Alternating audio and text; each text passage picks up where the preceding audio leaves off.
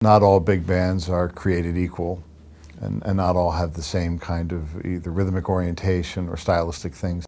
I did something totally different. It's kind of erring towards the funk side. Yeah, of too much. Sorry. I think we really should keep the Brazilian connection. It's getting a little heavy, kind of bogged down. Okay. I think we could be brighter. Oh, good. Okay.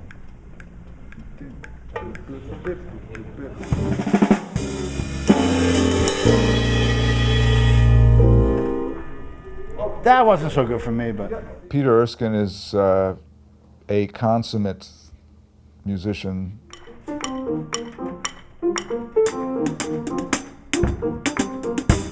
He's had so much experience playing in large jazz ensembles, and he just knows better than anybody how to shape the music.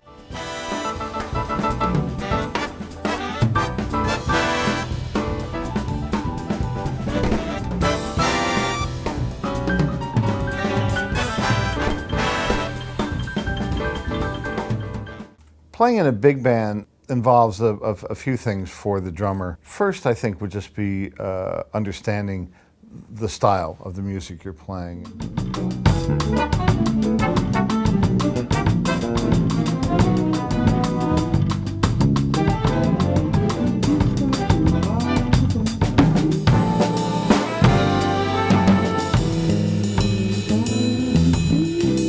A lot of the vocabulary or language you would use would be more appropriate or even specific for one kind of band versus another. That might have something to do not only with the fills, which are some of the more obvious aspects of big band drumming, but also like with the time feel. Density levels, that quality of restraint, or how much patience you want to have before you unleash some of the kinetic power. I mean, the whole thing about a big band ultimately is the power of the sound. And the trick to showing or releasing power is the discretion of when to do so.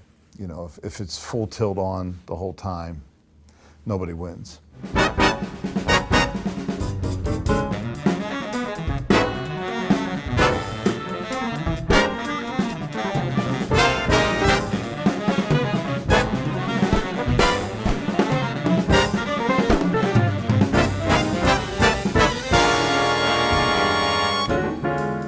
Great part, the role of a big band drummer is to prepare the ears, the listening ears, for what's to come.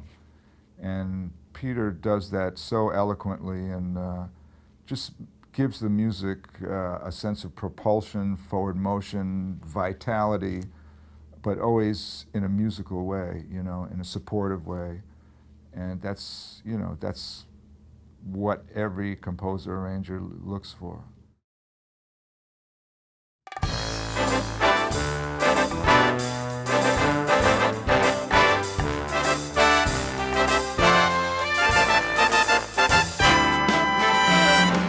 It's very much about listening. Listening not only to the bands and drummers who have come before you, but listening in the moment when you're playing with the band.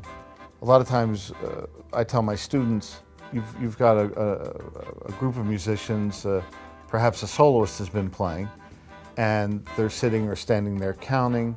The horns have gotten a little bit cold, so they have to pick up the horn, warm it up, count, make an entrance, and the last thing that they need just before they come in is something that feels like it's pulling the rug out from under them.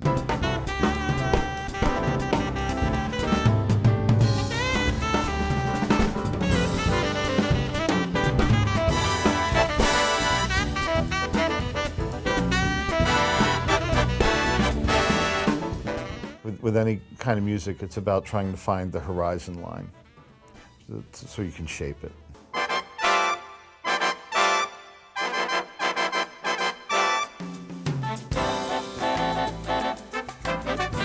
You know, true, these charts don't have swing in the traditional 4/4 sense, but they have their own sense of swing.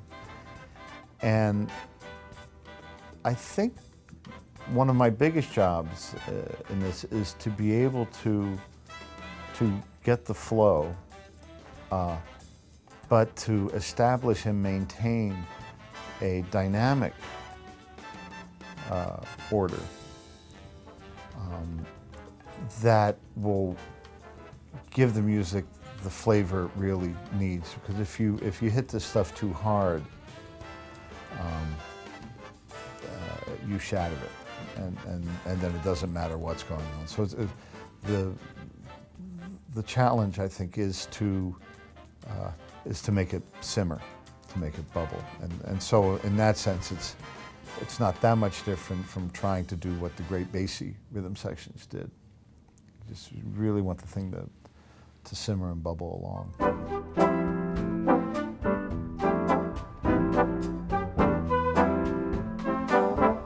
Plus, we've worked together for a long, long time, so I kind of hear Peter's playing in my head whenever I write any big band music.